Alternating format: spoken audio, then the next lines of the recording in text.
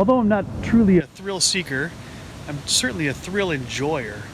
And so I decided when I turned 30, still unattached, I would do something memorable for my 30th birthday.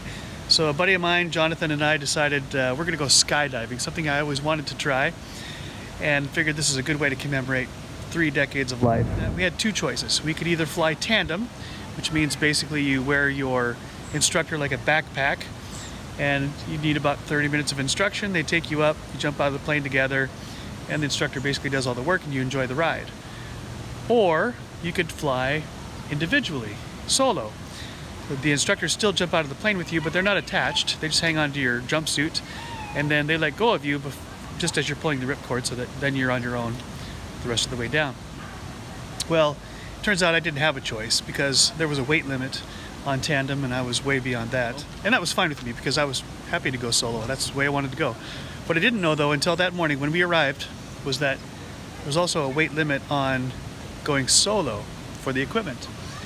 I figured that wasn't a problem, right? Well, the weight limit was 230 pounds, which I had never weighed in more than about 225 in my life. Stepped on the scale as required for registration and weighed in at 237 pounds. Came as a huge shock to me. I thought that can't be right, but that's the scale they used, and they said, well, I'm sorry, you're not going to be able to jump today. And I like, what? This is it's my birthday gift to myself. It's huge. I brought my friend with me. Really, what are my options? And they said, well, here's your options. We can qualify you, which means you go through the 8 hours of training, and then that qualification is good for a month, and you come back within a month within the weight limit, and you can jump without further training. Or you can just come back and do it all on another day. And I said, well, what if I lost the weight today before the end of the day? And they said, you're welcome to try. So Jonathan and I signed up for the class, and we went into the classroom, and our instructor walks in, and no lie, he walks in on one leg, and the other leg is an artificial leg. And those of us in the class were looking at each other like, OMG, what the? And we didn't say anything, of course, and the instructor starts in, introduces himself, starts telling us, what we should expect, and going through the processes, procedures, logistics, and then as the class wears on, he starts telling us about all the things that could go wrong and what to do if you got tangled in, electrical wires, or if you landed on a train tracks or on the freeway, or if a wind comes up or lightning, and we're like, oh my God, what have we gotten ourselves into? But we're in this. We're in this for the long haul, and at every break of the class, I would immediately run to the restroom, try to empty my bowels. Then I would go and put on all the clothing that I had with me, which it was cold that morning, so I had several layers, and I would just run up and down the roads for as long as the break was, trying to sweat out as much as I could, and then come back to class exhausted and depleted, and then go for some more scare training, right?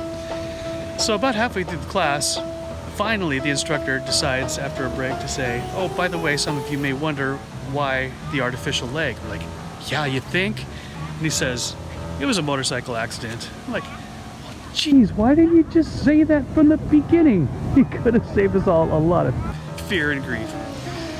So we continued through the class, and now people are qualified, start going up in several loads to jump out of the plane, and I'm still pushing hard to get down to weight. And I'd lost several pounds throughout the day, but it didn't look very promising. Finally, I had one last chance, and they said, last call, if you're going up, this is the last load. So I went in for my last weigh-in, and the people there were rooting for me because I'd been in pretty often, and they could tell I was working hard for this.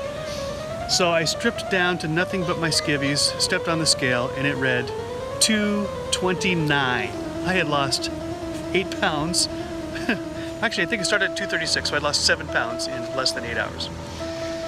And they said, yeah, you made it, woohoo! They were happy for me. Gave me my jumpsuit, sent me out to get on the plane, and we headed up into the sky.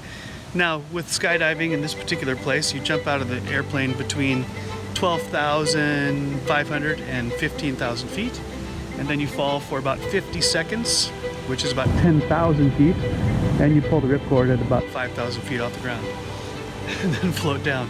Well, it was quite remarkable, because I was the heaviest guy by far. They put me way up towards the front of the plane, and the opening is at the back. And so we fly up to the height, and then the plane opens in the back, and I'm watching people jump out of the plane. And of course, because I'm the last one, it builds the anticipation and the fear about what have I done. Suddenly I'm having second thoughts, thinking, what is wrong with me? A perfectly good airplane, I'm going to jump out. So I was conflicted because I wanted the experience, but I didn't want the experience, right? Finally, it's my turn. And I stand at the back of the airplane. They have you stand with your back towards the ground, and one instructor on each side. And they said, okay, we're gonna count to 3, and then we're gonna jump. And I'm like, oh my gosh, 1, 2, and then they just pulled me out of the plane because I figured I probably wouldn't jump. Several people don't. And a cameraman jumped out just before us to film this whole thing. Well, what's funny is you look back at the video, it was clear that the 2 instructors weighed maybe half of what I did each, because just due to mass and acceleration, when I came out of the plane, I started to fall way faster than they did, and they were hanging on for dear life. They're like, whoa, hanging on the side of my jumpsuit to make sure they didn't let go. And then eventually we all evened out at falling, at the terminal velocity 120 miles an hour. And I'm having a blast. At first it's a little scary because of the acceleration, but then once you get to terminal velocity, it just feels like you're floating with the wind blowing in your face. And it's beautiful.